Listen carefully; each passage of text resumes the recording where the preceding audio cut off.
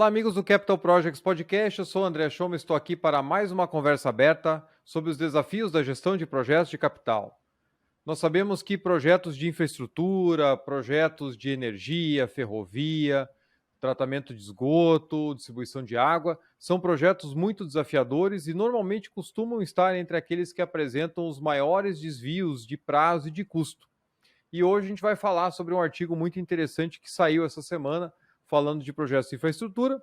E para isso eu trouxe aqui o já conhecido Carlos Machado, que já participou conosco em outro episódio do Capital Projects Podcast, já contou sobre a certificação dele no nosso canal do YouTube.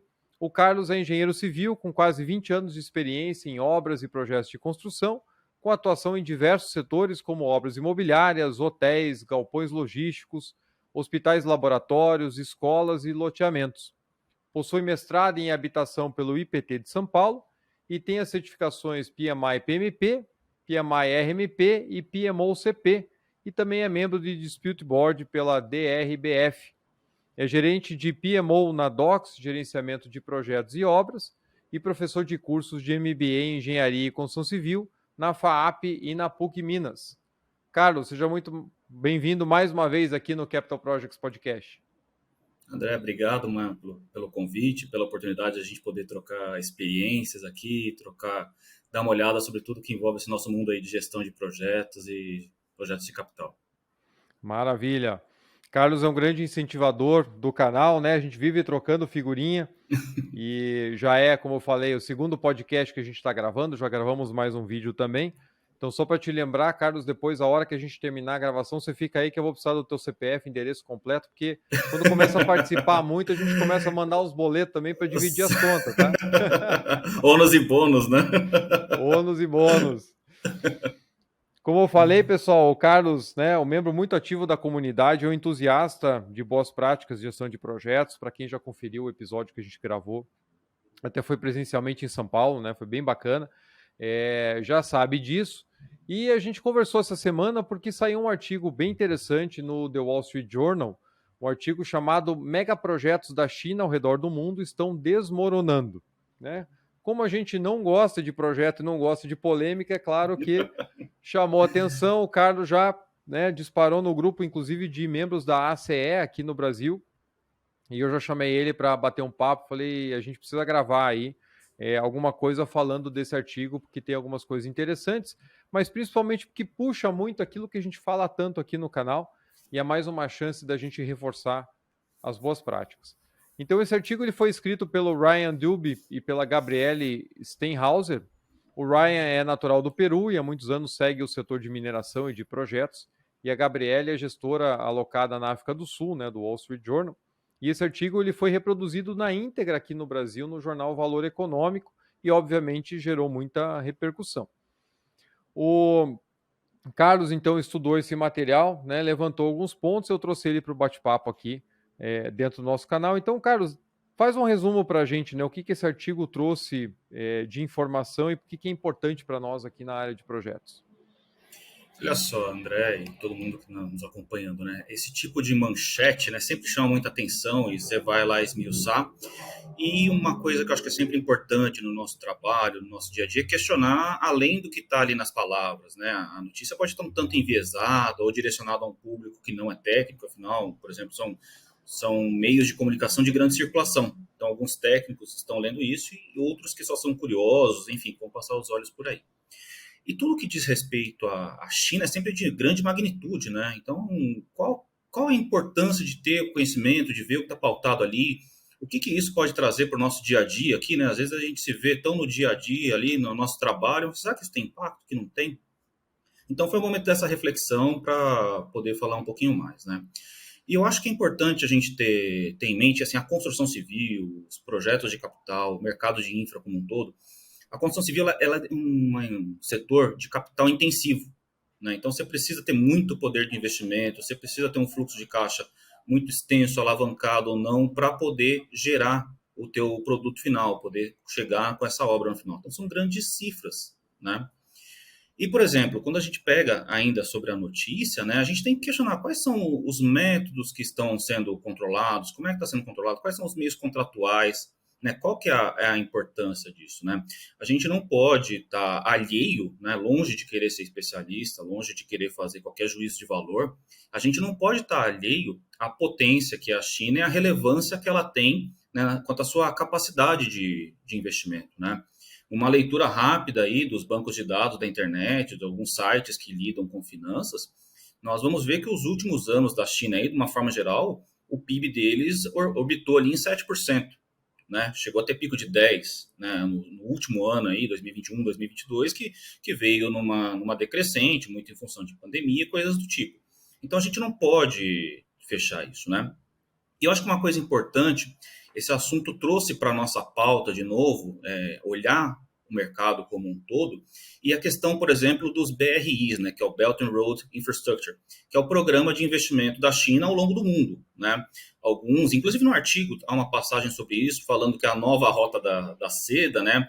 Porque eles investem em caminhos, sejam caminhos de rodovias, ferrovias, hidrovias, né? A coisa recente aí, virada do ano, por assim dizer, o próprio Uruguai abriu conversas com a China, procurando também ser um beneficiário das questões do BRI, né? E se a gente olhar para o nosso mercado muito especificamente, a China está aqui dentro de uma forma que a gente talvez nem tenha tanto palpável esse número, né? Para ter uma ideia, em 2016, a maior empresa construtora da China, lá, que é uma estatal, comprou os direitos econômicos de uma empresa de engenharia muito tradicional aqui no Brasil, que naquele tempo já tinha da ordem de 60, 70 anos de história, e foi uma forma deles poderem estar efetivamente no nosso mercado. E uma consulta rápida também aos próprios sites da BRI, né? E é engraçado que o primeiro impacto desse site ele aparece em chinês, né? Você fala, poxa, como é que nem todo mundo sabe chinês para sair divulgando as notícias? Então você começa a entender o site, acha os demais idiomas, aí depois vai para o inglês e fica tranquilo. E o próprio site da BRI mostra que entre 2003 e 2018, a China investiu no Brasil projetos de infraestrutura, em especial o mercado de energia, ela investiu em 263 projetos. Tá? Olha E só. isso aí, nós estamos falando de números da ordem de 125 bilhões de dólares. Então, isso é muito dinheiro. É muito dinheiro, é muito relevante. E a gente tem que olhar que existe, né, assim como brincamos há pouco sobre ônus e bônus, né, existem as oportunidades que surgem, todos nós, enquanto desenvolvedores de projetos, enquanto engenheiros, gestores, temos ali possibilidades e campo de trabalho. Por outro lado, voltando novamente ao artigo que deu origem a esse nosso episódio de hoje, como gerir esse investimento para que ele seja de fato duradouro, para que ele seja perene tal qual esperado e ele trabalhe, opere na sua capacidade plena e entregue aquilo que o país se tornou um credor da China e de fato aquela comunidade, aquela nação vai precisar. Bacana.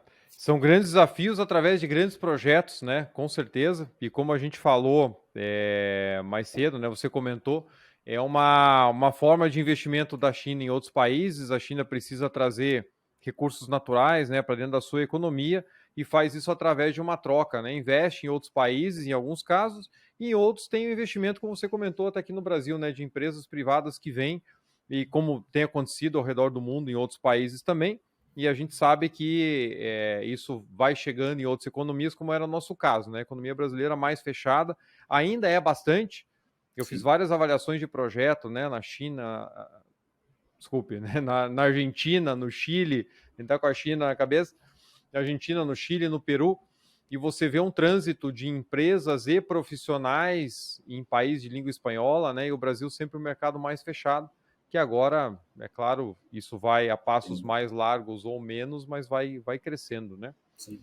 E mas comentando ainda a respeito de alguns exemplos que tem no artigo, me lembrou, depois a gente volta nisso, me lembrou o caso quando eu estava em Angola, e eu passei um ano entre 2007 e 2008 fazendo consultoria em Angola, e um dos pontos que estava em discussão lá eram grandes projetos de infraestrutura que o país precisava fazer, só que não tinha capacidade de investimento. E já dentro desse movimento, que a gente já vê algumas décadas aí do governo chinês, tinha um projeto de uma ferrovia que precisava ser reabilitada lá na província de Benguela, e com isso eles estavam cogitando, né, fazer esse trabalho ou com empresas europeias que trabalhavam muito lá, tinha as brasileiras também, as grandes estavam todas lá, mas veio o governo chinês e fez uma avaliação e o custo da obra, se fosse feita, né, pelos chineses, era em torno de 1/3 do custo das obras, né, assim, dos orçamentos comparáveis aí com os europeus, por exemplo.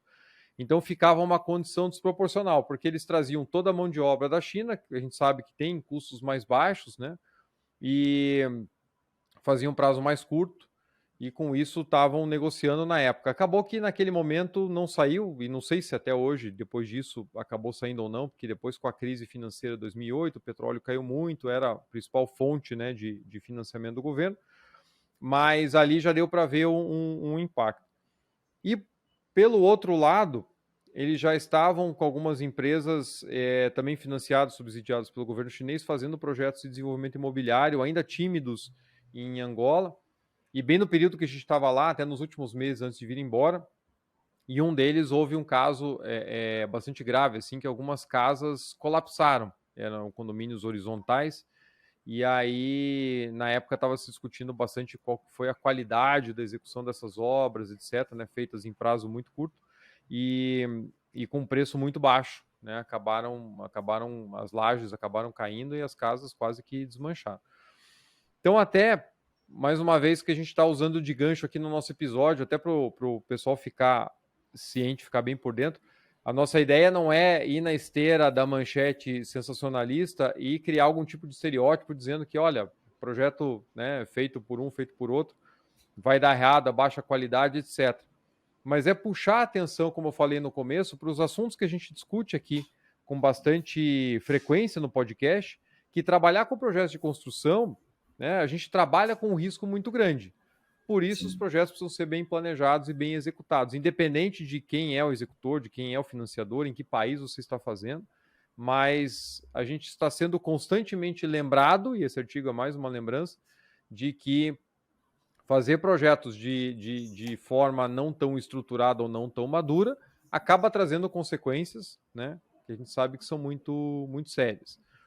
O lado bom de uma repercussão como essa é que, saindo, por exemplo, aqui no Brasil, no Valor Econômico, lá fora no Wall Street Journal, a gente espera que investidores executivos, que são os consumidores desse tipo de veículo, acabem se sensibilizando mais para a grande dificuldade que a gente tem nos projetos e da importância de dar valor à aplicação das boas práticas, né? Então, fazendo um lembrete constante, que aqui a gente não está generalizando nem criando qualquer tipo de estereótipo, mas sim chamando a atenção de que, gente, projeto de construção é algo muito arriscado e por isso a gente precisa trabalhar sempre com boas práticas. E aí eu acho que é um assunto que acaba sendo importante, né? A gente está falando de qualidade. Qualidade também, ela é muito ampla, né? E ela tem muito a ver com a alocação de riscos, quem está fazendo, como está fazendo e quem está gerindo, né? E quando você pensa que você está sendo beneficiário por um alto investimento a condições favoráveis, eu acho que a gente tem que trazer para a reflexão o seguinte: se o meu país vai tomar dinheiro no Banco Mundial, algum grande provedor de finanças, esse provedor de finanças, as garantias dele se dão das formas mais amplas, seguros de completion e coisas que o valham. Muitas vezes ele vai chamar um contrato modelo FDIC, ele vai chamar um contrato modelo NEC, que são contratos que já são consumados, são contratos aí que já são praticados ao longo de todo mundo, são um framework padrão ali. Uhum. Por outro lado, quando você passa a fazer essa cessão de direitos, você passa a ceder, né, fechando de certa forma os olhos à alocação de risco, você passa a ter os contratos, os bespoke contracts, né, são os contratos ali feitos sob medida para cada caso, e ali você pode não perceber e fazer uma série de cessões. Então, da onde vem esse dinheiro, como vem esse dinheiro, a relação que você tem com aquele que passa o seu credor é muito importante de ser ponderada nessa hora. Com certeza, com certeza.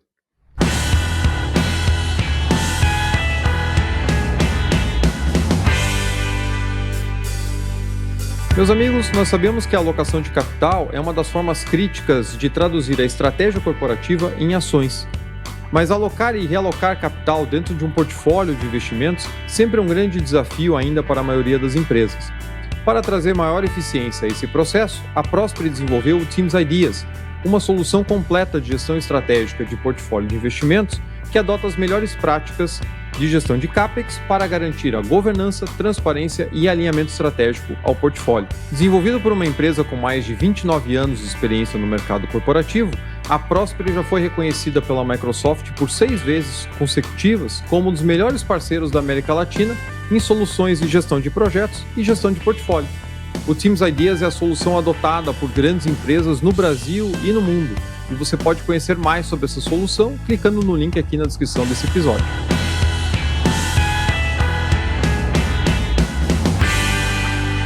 Trazendo aqui então alguns exemplos, né, que são citados nesse artigo do Wall Street Journal que nós comentamos, né? O Carlos falou aí de como a China tem feito vários investimentos ao redor do mundo, inclusive no Brasil, e aí alguns desses investimentos em alguns países do mundo têm trazido problemas mais recentemente. Então um exemplo que é contado no artigo é da usina hidrelétrica de Coca-Codo, de 2 bilhões e 700 milhões de dólares, que foi executada no Equador, e ela vem tendo problemas, né? Inclusive tem falhas apontadas, segundo o artigo, né? Falhas de construção que estão gerando erosão nas encostas, inclusive podendo danificar a barragem. Então é um caso bastante sério, né? Que o pessoal está avaliando para ver o risco que esse ativo possui. Também tem alguns outros projetos, eles comentam no Paquistão do fechamento da usina hidrelétrica de Nelum Gelum. Eu não vou saber ler direito em paquistanês aqui, mas ela foi fechada em 2022, depois que foram detectadas rachaduras num túnel, né, no túnel de tomada d'água, até as turbinas. Isso está causando problemas, porque daí a comunidade que dependia dessa usina para funcionar, agora está tendo que rodar provavelmente com base em geradores. Eles citam aí um custo de 44 milhões de dólares por mês para repor essa energia. Tem também um caso em Uganda, com a identificação de mais de 500 defeitos de construção em uma hidrelétrica de 183 megawatts, feita no Rio Nilo, e que tem interrupções frequentes desde que entrou em operação em 2019, então ela é nova, né, e tem trazido problema. E ainda tem a usina de Karuma, no Baixo Nilo, de 600 megawatts, que está 3 anos atrasado, né, ainda está em obras. Então, como a gente comentou, né, diversos projetos aí que são financiados pelo governo chinês, principalmente na parte de energia, em outros países do mundo, mas, mais uma vez, né, a gente quer fugir desse lugar comum aí de sensacionalismo e de generalização, né? O importante é a gente falar que projetos de infraestrutura, especialmente, né, depois a gente vai voltar nesse ponto, são muito arriscados e carregam muito risco, carregam muitas incertezas.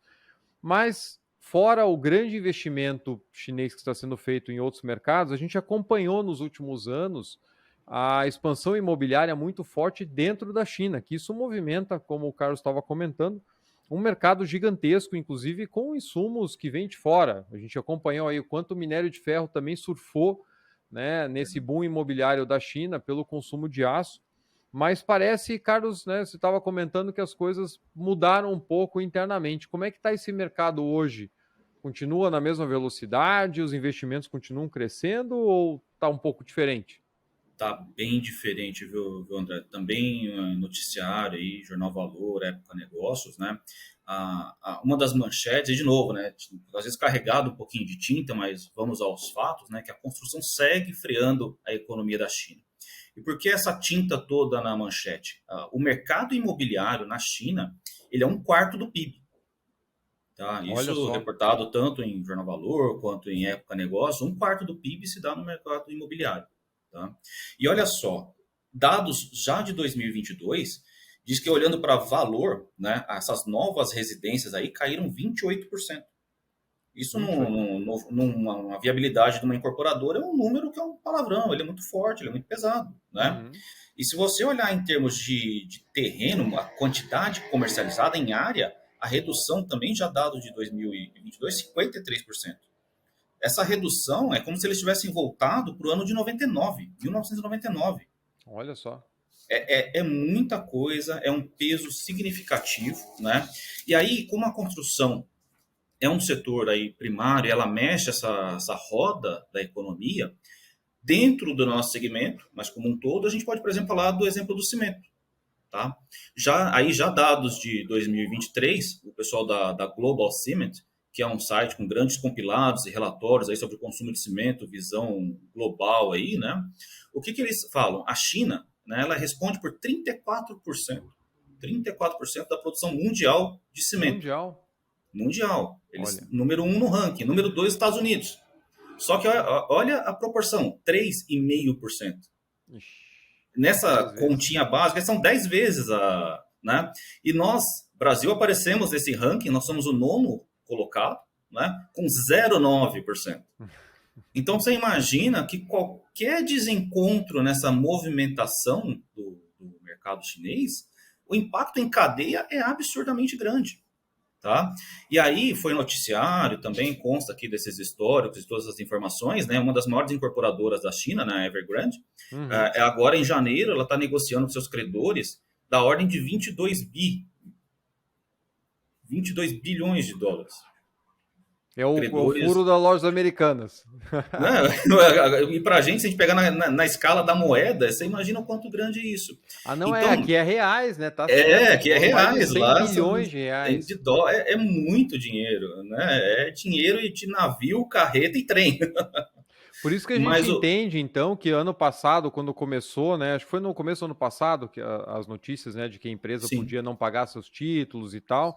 Teve uma mexida no mercado global, né, de bolsas e tudo mais, porque olha só o volume, gente. Estamos falando que a China produz mais do que 1/3 do cimento do mundo inteiro. E aí você pega uma das maiores construtoras, se não for a maior, né, que ficou famosa por aqueles prédios que pareciam Lego, né, sendo montados muito rapidamente, entra num processo desse de risco de quebrar, você mexe com o mercado global. Olha o tamanho, né, olha a escala. A escola que tivemos anos atrás aí com a bolha imobiliária americana, né, ela preparou o mercado para quando qualquer percepção desse movimento, porque era uma nova bolha, né, reportada aí pelos artigos, nas palavras aí dos escritores. Mas era uma nova forma de bolha, o mercado mais maduro, né, está sabendo contornar isso, porque o impacto é pior. É melhor trabalhar uma solução conjunta, né, achar algo que seja não tão ruim, né, e ter as dividendos, do que expor a economia como um todo. Não, é realmente um impacto muito grande. Eu fiquei abismado que até na esteira dessa conversa aqui, eu fui dar uma olhada no livro do Ben Fluberg, né, o Oxford Handbook of Mega Project Management, e ele tem um capítulo 7. Esse livro ele é, na verdade, uma junção de vários artigos, tem vários autores, o editor principal é o Bench, e ele participa de vários artigos, mas tem outros que são de outros autores. E no capítulo 7 tem um artigo escrito pelo Shuifei Ren, né? Se eu não sei ler em paquistanês, em mandarim também não, tá? Então me perdoem aí, mas está lá no capítulo 7. Ele traz um dado, né, que na China, entre 2011 e 2013, foram consumidos 6 bilhões e 400 milhões de toneladas de cimento, que foi mais do que os Estados Unidos consumiram durante todo o século XX. Então imagine, em 3 anos... Em uma nação você gasta mais do que outra, que é o segundo lugar do ranking, né? Hoje, mas os Estados Unidos puxou a construção por muito tempo no século XX, com aqueles, né, o início dos arranha-céus e tal. A China gastou em 3 anos mais do que os Estados Unidos no século inteiro. E desde 1990 eles vêm com uma expansão muito grande. Passamos pelas Olimpíadas de Pequim, né? A gente que já tem um pouquinho mais, eu principalmente, cabelo branco, né? A gente acompanhou o que foi aquilo, né?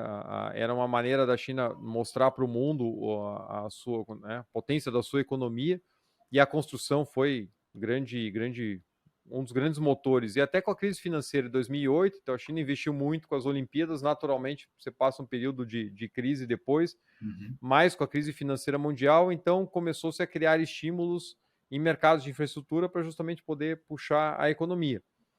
Perfeito. E até esse artigo comenta, né, que em 2013 o governo chinês investiu em infraestrutura e moradia na ordem de 70% do PIB.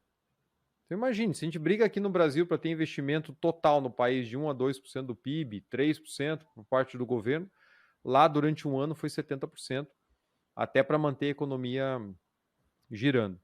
Sim. E a gente se acostumou a ver, né, aqueles grandes condomínios com prédios novos sendo feitos. E aí esse artigo traz um pouco do racional. Até você comentou da questão da transação de terra, né? A venda de terrenos caiu muito. E eu não entendia como é que funcionava lá. E esse artigo descreve, né, que antigamente você na China não era dono do terreno. E aí, a partir de um certo momento, das décadas de 1990, 1980 e 90, o governo começou a fazer uma série de mudanças, de reformas para poder começar a ter um mercado de transação de terra, né? E aí, então, na área rural, né, os proprietários, os moradores tinham a propriedade, mas na área residencial, nas áreas urbanas, você pagava uma taxa, você era como um locatário, né? Você é um inquilino, na verdade. Você pagava a taxa lá para poder usar a terra. E aí, então, com as reformas feitas, as cidades passaram a ter o direito de fazer as desapropriações e negociar essa terra com investidores, principalmente através de aluguel. Então a cidade chegava, desapropriava a um preço muito baixo, né? E aí depois repassava aquelas áreas para os investidores. E aí até criou-se muita polêmica, porque a legislação permitia que isso fosse feito à força, ou seja, o município decidia, né, definia a indenização, e até o próprio incorporador ele tinha o direito de usar a força para tirar o morador. Isso criou, né, uma série de transtornos, obviamente, né, de protestos, etc. Aqueles moradores que eram tirados daquelas áreas depois, naturalmente, não tinham renda para comprar apartamentos ali, né, ficava muito mais caro o poder aquisitivo daquela população. E depois de muitos conflitos, em 2011, a regulamentação foi alterada para impedir que isso fosse feito à força, né? Mas ainda assim, esse poder está mais ainda para o lado dos desenvolvedores, né, dos incorporadores, menos do que era antes, mas não resolveu 100% a situação. Pelo menos agora está previsto no processo que as imobiliárias participam desse processo arbitrando o valor dos imóveis para ficar um pouco mais justo, né? Mas aí, pegando o gancho da economia, por que isso cresceu tanto em tão pouco tempo, segundo o artigo? É porque era a forma dos governos locais, né, dos municípios, estados, terem uma receita que não passa pela União. Porque do jeito que foi regulamentado, essa receita do leasing da terra, né, ia direto para os cofres do município. Então os municípios foram incentivados a fazer essa troca, tirar populações que estavam alocadas, né, para grandes reformas urbanas, cedendo espaço para incorporação imobiliária, para poder ter uma fonte de receita independente do governo central. Então, por isso que a gente viu aquelas verdadeiras cidades sendo construídas da noite para o dia na China, né? Perfeito. É um movimento muito intenso, né? Tudo que a gente fala sobre China sempre são cifras muito grandes, volumes, né? Até em função da população que eles têm lá. Então, sempre a magnitude disso sempre é uma escala muito grande que você tem que ponderar para que as coisas funcionem bem lá, né? Mas, como toda economia, é sujeita a ciclos, né?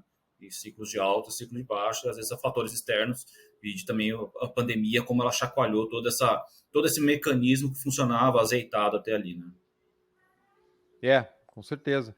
E até por isso que a gente entende agora um pouco mais porque que tem lugares onde, inclusive aconteceu com a Evergrande, né? Eles estão demolindo prédios que estavam desocupados nessas áreas novas residenciais porque criaram um boom, né, uma bolha tão grande e a população, sim, apesar de ter uma demanda imensa na China por moradia, no padrão que os prédios estavam sendo construídos, né, a população que precisava não tinha como ocupar, né? E aí criaram as verdadeiras cidades fantasmas.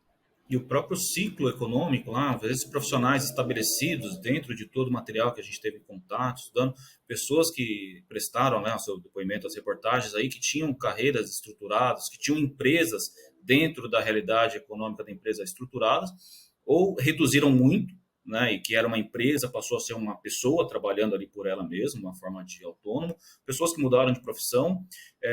Muitas vezes a gente cita aqui na nossa realidade, a pessoa tem uma determinada profissão e passa a trabalhar, por exemplo, como um motorista de aplicativo, isso aconteceu lá também.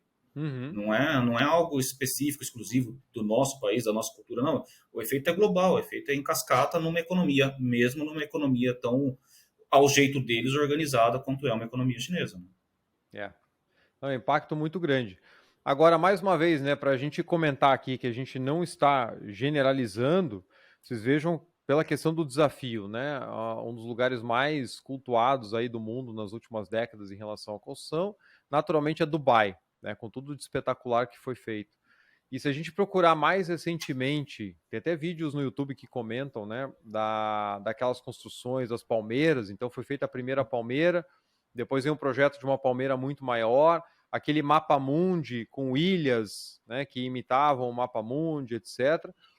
Então o projeto da segunda palmeira, muito maior, mais cara, né, se não me engano é Jebel Ali o nome dela, as obras estão praticamente paradas, pouquíssimo interesse das empresas se instalarem lá, o metro quadrado muito caro, né? A primeira Palmeira tem muito mais ocupação, né? Tem várias casas ocupadas, mas tem escritórios, tem residências, tem o hotel que fica logo na entrada, etc. Então ainda gera um pouco mais de demanda, mas não foi tudo aquilo que né, se mostrava. E na parte do Mapa Mundi, eles estão tendo problemas de erosão, né? Nas ilhas, principalmente nas menores, e começaram a ver que, apesar de todo o frenesi em volta, para empresas ou pessoas se instalarem naqueles locais, acaba gerando uma logística um pouco complicada. Perfeito. Porque imagine você estar no dia a dia numa das ilhas menores ali e depender de ir trabalhar, de ir no mercado, qualquer coisa que você tenha que resolver tem que ser via barco. Então, é legal para veraneio, sim, mas para dia a dia, assim, não parece tão bacana, né? Você pode ver do espaço, pode ver de cima, etc, fica bonitinho, mas funcionalmente. E aí essa é uma parte que parece que está bem abandonada, assim. Então, mais uma vez, né, grandes movimentos de especulação imobiliária, alguns dando muito certo, mas outros que nem sempre têm a demanda imaginada ou que vai ser funcional, né, para você usar no dia a dia. Isso, mais uma vez, remete a tudo que a gente fala aqui. A importância de a gente olhar para as fases iniciais dos projetos e entender não só tecnicamente o que tem que ser feito, mas não é só a boa engenharia que vai resolver uma ideia que não é tão boa ou um business case que não é tão bom. E a gente precisa trabalhar desde o início, né, a formatação da melhor solução para que você, depois, aplicando muito bem o planejamento e a execução, tenha um produto que seja de fato viável na prática. Ou seja, te traga o retorno que você imaginou. Né? E olha só que legal, você citou o livro do Bent, eu também revisitei aqui o livro do Edward Merrill, né? E, inclusive, estou até com ele aqui ao lado, aqui, enquanto eu ver se ele dá inspiração para a gente aqui, enquanto faz esse nosso bate-papo. E o primeiro capítulo dele é quase que uma amarração, ele é uma reflexão sobre tudo que a gente falou até aqui nesse nosso episódio, né? Logo nas primeiras palavras ali, né, que foram escritas pelo James Porter, que foi ex-diretor, ex-vice-presidente da POM, ele traz ali para a realidade do livro, naquela edição, a reflexão que ele traz é mais ou menos assim, são 300 megaprojetos que eles haviam estudado para efeito do livro. 65% daqueles que tinham um orçamento maior que 1 bi, né, falharam no objetivo de negócio. Veja que estamos falando com pessoas extremamente experientes, estamos falando de pessoas que passaram pelos gestores muito bem capacitados, e ainda assim a natureza do projeto, né, dada a sua complexidade, dada a sua extensão, dada as suas cifras, escaparam ao controle. Né? Uhum. E sendo que ainda dentro desse mesmo raciocínio, em alguns setores, isso foi mais de 3/4, foi mais de 75%. Né? Que aquele viés, né, que muitas vezes ele está ali embutido, as pessoas não refletem, mas falam assim, é melhor ter sorte que ser bom. Né? A gente tem o tempo do retrabalho, tem o tempo da correção, a gente busca uma verba para fazer com que o projeto se mantenha vivo, mas aquele momento inicial da reflexão, vamos parar, pensar e planejar, ele é negligenciado. Melhorou? Muito, muito. Né? O livro já tem uma idade, hoje a gente aplica, né? A gente até falou quando a gente esteve juntos outra vez sobre lições aprendidas e tal. Então a gente vem numa crescente. Mas ainda temos muito para fazer, temos muitas oportunidades para fazer a coisa por outros caminhos e caminhos melhores, né? Tanto que também ainda nessas primeiras passagens do livro, né? Eles citam lá os 7 pecados capitais ali para quando você vai estudar um projeto, né? E eu acho que assim, dos 7, 4 para mim eles gritam muito e amarram com tudo que a gente conversou, né? Que é a primeira coisa do não se preocupe, né? Daqui a pouco a gente vê isso mais de perto, mais no detalhe. O próximo aqui é assim, por que gastar tanto no começo? Porque temos o fel e temos a oportunidade de carregar o começo e não carregar no final e tentar buscar essa diferença. Uma passagem que nós já tivemos aqui ao longo desse papo é sobre a alocação de riscos, né? A tendência é colocar para o construtor, colocar para o empreiteiro o risco. E a teoria de gestão de risco, a teoria até dos contratos, né? O risco deve ficar para aquele que tem melhor condição de alocá-lo, não para um ou para o outro. Né? A gente pode, inclusive, fazer uma divisão de riscos e cada um com a sua capacidade, seu conhecimento, seu capital, que seja. Né?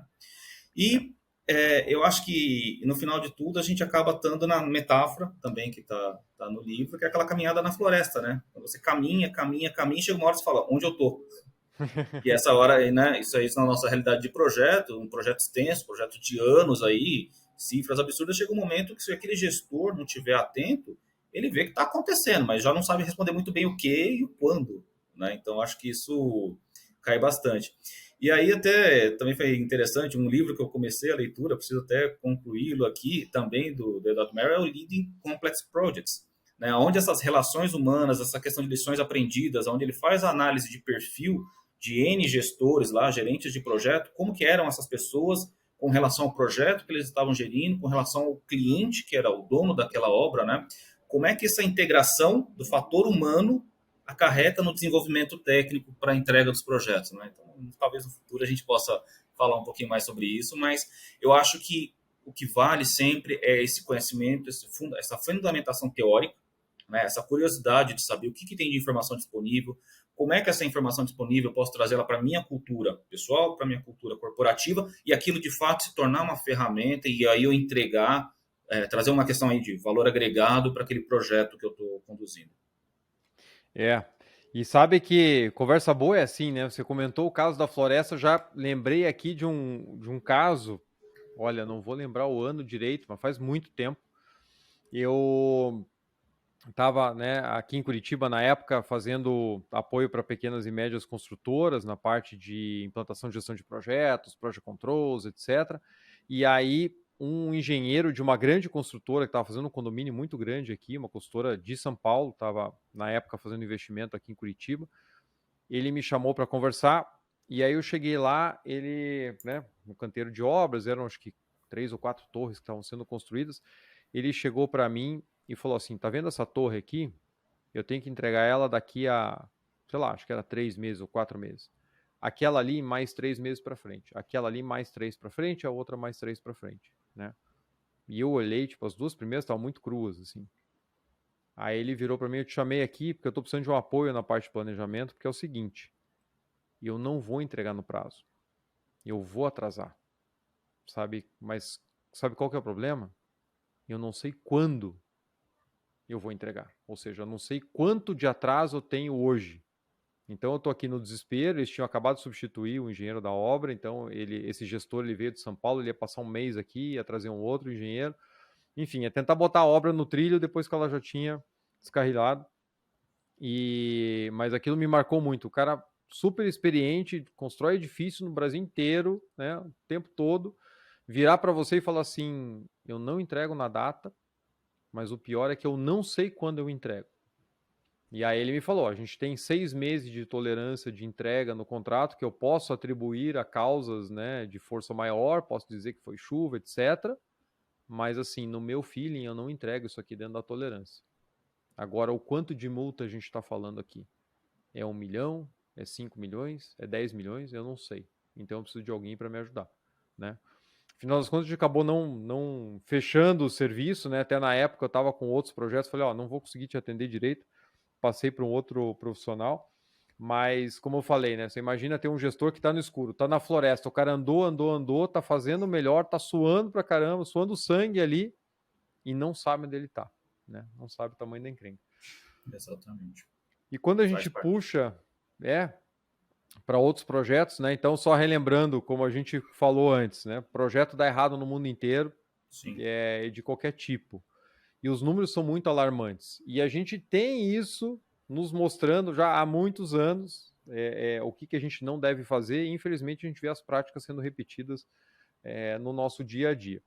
Vocês vejam, pelo livro do Bent que eu citei antes, né? O Oxford Handbook of Mega Project Management, o Bent Fluberg traz que projetos de barragem, na média, para hidroelétricas, estouram um orçamento em 96%. Na média. Né? Fala que 2 a cada 10 mais que dobram de custo e 1 a cada 10 vai triplicar o custo, né? Para puxar essa média para cima. Então, imagine. E são projetos, como a gente sabe, grandiosos e que não tem uma margem, né? A geração de energia não tem margem boa, né? Você ganha na rentabilidade no longuíssimo prazo, ela vai, né, vai gerar energia por muito tempo. Mas até no próprio livro ele fala que tem um fator ali de 0,40 que é o make or break, ou seja, se você somar o atraso, o estouro de custo e uma geração de energia abaixo do planejado, se isso tudo compor ali uma perda de 40% no geral no teu business case, você já entrou no negativo e esse projeto não vai se pagar nunca mais. Uhum. Então, tem uma desvantagem do longuíssimo prazo, né? Você vai ficar com essa conta ali eternamente, como o caso do Eurotúnel que eu trouxe aqui já, que estourou 80%, né?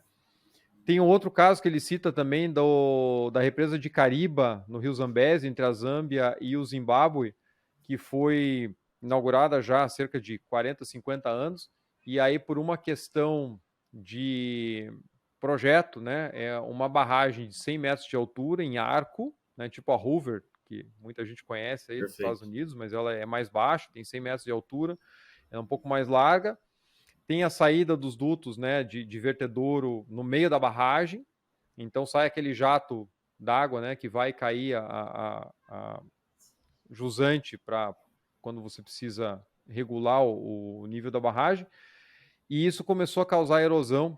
Então a jusante, o rio antes tinha 10 metros de profundidade quando a represa entrou em operação, em 1981 chegou a 80 metros, né? Estava causando erosão no leito do rio e essa erosão estava começando a chegar perto do pé da barragem, tanto que levou eles a baixar o nível, né? A baixar a produção de energia. E aí está há anos e anos e anos, né, discussão e ações de remediação, etc. Mas a questão é, se ela voltar a operar a toda capacidade, uma hora ela vai romper, né, porque essa erosão vai chegar no pé da barragem e vai levar a barragem abaixo. Então, barragens 96% de estouro médio, projetos de ferrovia 40%. Se a gente pegar alguns outros projetos emblemáticos, né, o túnel de Boston, lá, o Big Dig, né, a série de obras para desafogar o trânsito da área central de Boston, 220% de estouro de orçamento. O aeroporto de Denver, 200%. Metrô de Montreal, a extensão de Laval, 160% de estouro de orçamento. Então, de novo, falando em projetos de infraestrutura, falando em projetos de construção, a gente todo dia tem esse tipo de exemplo, mas a gente já sabe que precisa ser feito, né, para que isso não seja repetido.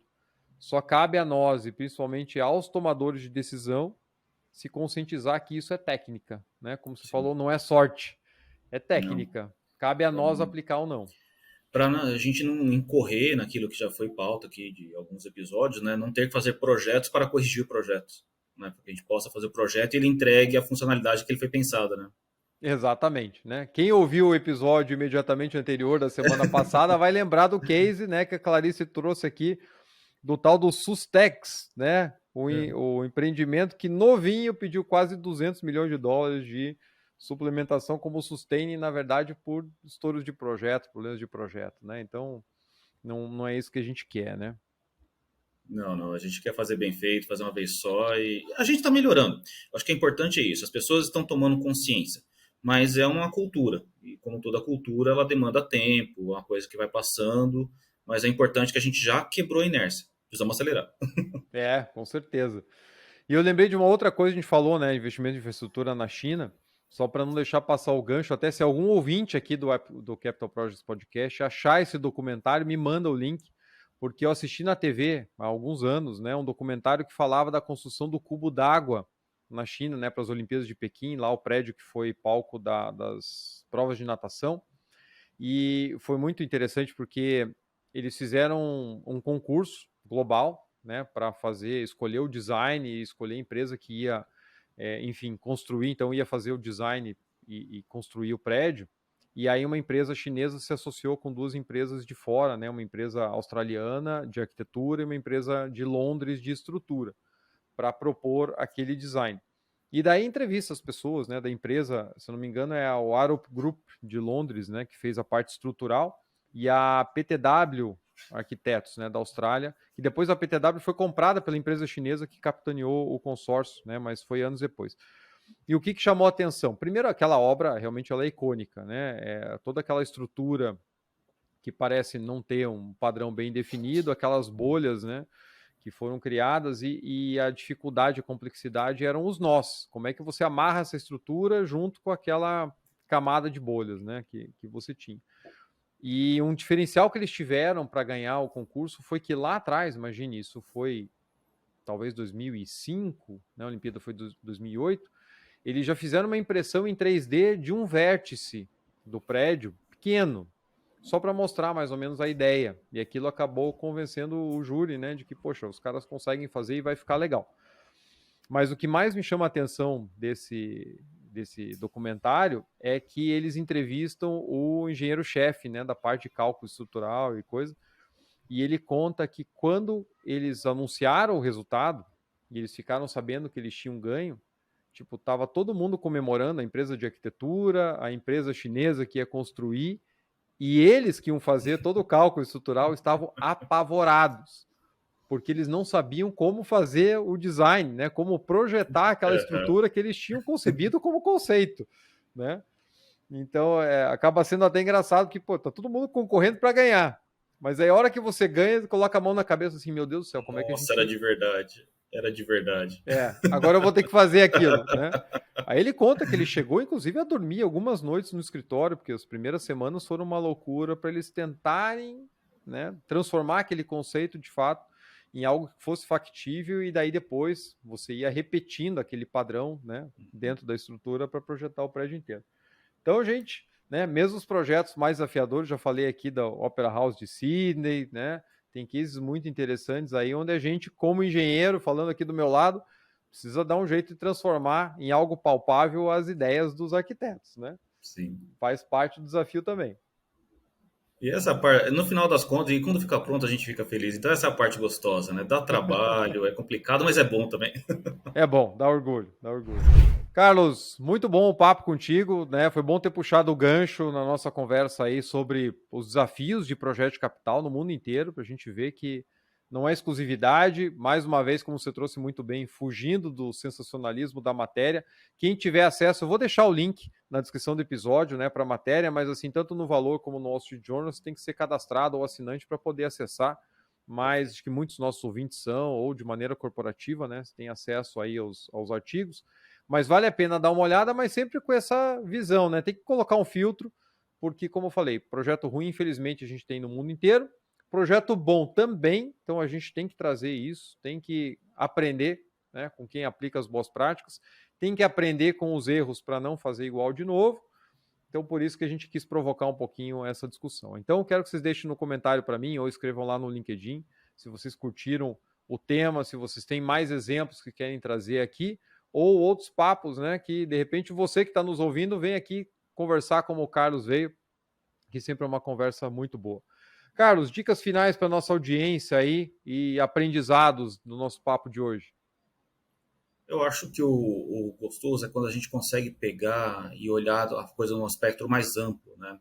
Então, olhar, por exemplo, um noticiário de economia, fazer esse exercício de não estar alienado ao que está acontecendo no mundo de uma forma mais ampla, e o que pode, dentro desse noticiário, ter algum impacto direto, no longo prazo, no nosso dia a dia, nas nossas atividades. Às vezes a gente tem sinalizações aí, por exemplo, um indicador de mercado, um comportamento de um determinado commodity. Eu acho que é legal esse tipo de cultura que te dá uma visão um pouco mais fora dessa coisa técnica do dia a dia e te traz o questionamento. Eu acho que isso desenvolve muito a reflexão. E cada um de nós aqui, enquanto gestores, né, nós temos que ser questionadores.